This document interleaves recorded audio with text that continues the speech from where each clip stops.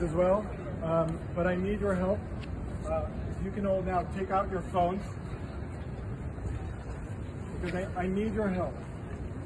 So please take out your phones, put it on video. I'm going to stand here because I want everyone to see where I'm standing. I want everyone to see where we are.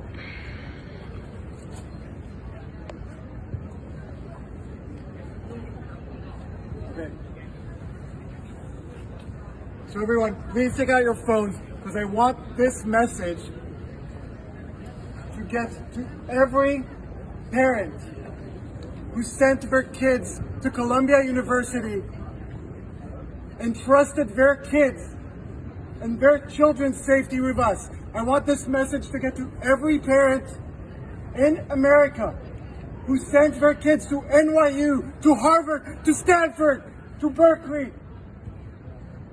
And I want you to know one thing. We cannot protect your child. And I'm not saying this as a professor. I should introduce myself. My name is Shai Davidai. I am a professor at Columbia Business School. I am Israeli. But before all of that, I am a dad. I have 2 beautiful children. And I'm talking to you, I'm speaking to you as a dad. And I want you to know, we cannot protect your children from pro-terror student organizations because the president of Columbia University will not speak out against pro-terror student organizations, because the president of Harvard University, because the president of Stanford, because the president of Berkeley, they will not speak out against pro-terror student organizations. Last Saturday, 14 U.S. citizens were kidnapped into Gaza with 200 other Israeli, French, German, and other nationalities. 14 citizens of the U.S. are right now kidnapped in Gaza. And yet the president of the university is giving her support to pro-terror student organizations. I have an amazing 7-year-old son. Every night before I tuck him to sleep, we read a chapter of Harry Potter. And yet, to the students, to the pro-terror student organizations at Columbia, my 7-year-old son is a legitimate target of resistance just because he's Israeli. I have a 2-year-old daughter, a feisty 2-year-old daughter. She has 2 songs that are her favorite, Baby Shark and Shake It Off by Taylor Swift. And yet, to the pro-terror student organizations on campus here and at Harvard and at NYU and at Stanford and at Berkeley and at Northwestern, my 2-year-old daughter is a legitimate target of resistance. That is what they are selling.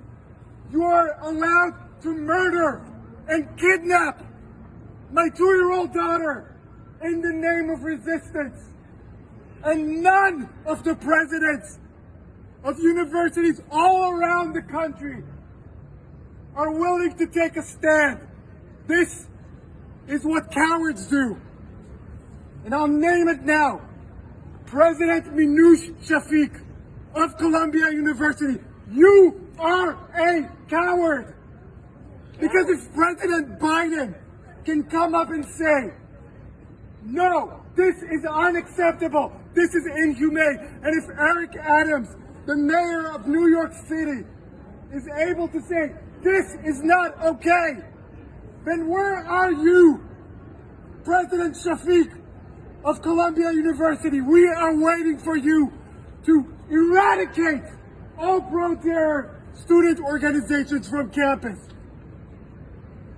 Last week, we had thousands of students chanting pro-terror songs that are sung right now in Iraq, in Libya, in Yemen, in Afghanistan.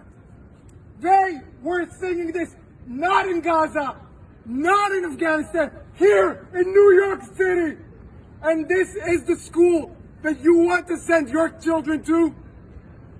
They were celebrating the rape of teenage girls in a music festival in the name of resistance. They were celebrating this.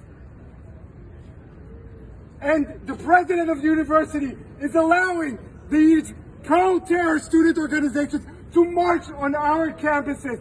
They brought a building here of the Center for Jewish Life had to go on lockdown. Not in Gaza, not in Tel Aviv, here in New York City. Because of this cowardice of the presidents of NYU, of Columbia, of Harvard. And I'm telling every parent in the United States, it does not matter if you're Jewish or Christian or Muslim or Hindu or Buddhist or an atheist like myself. Rape is never okay. Right. Not as an act of resistance, not as an act of revenge. Rape is never okay.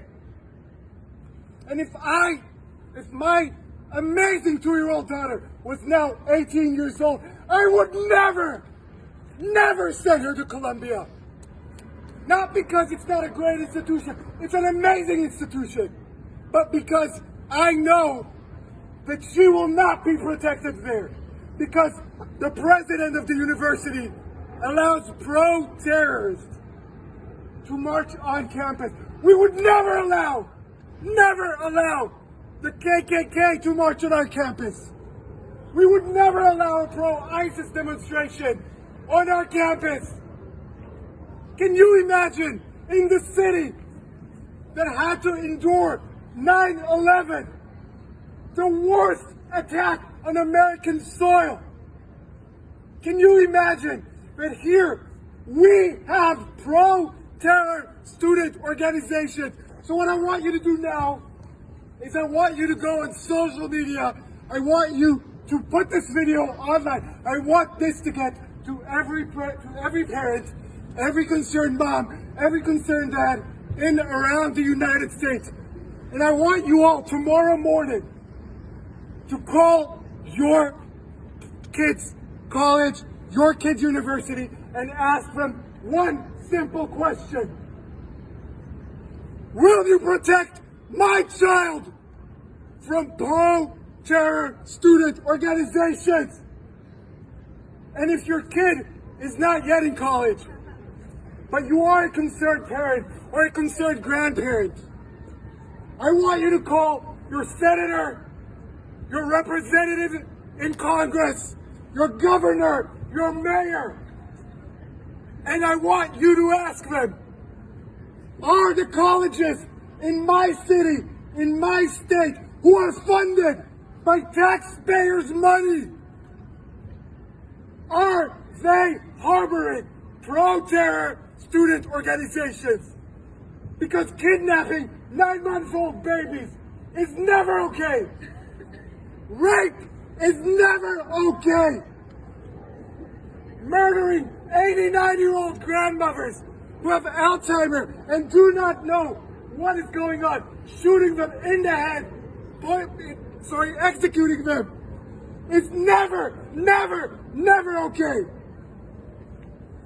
I'm sorry I'm getting emotional. I'm only emotional because I am a parent.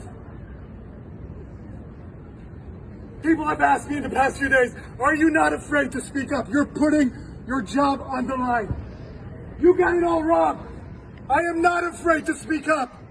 I am speaking up because I'm afraid. I am speaking up because I walked onto my own campus, the place that is employing me and supposed to keep me safe. And I was shivering. I am 40 years old, and I was shivering to come to my own employment. Imagine not being able to go to your work because your boss does not value your life, because your boss supports pro-terror organizations. Thank you very much. Thank you.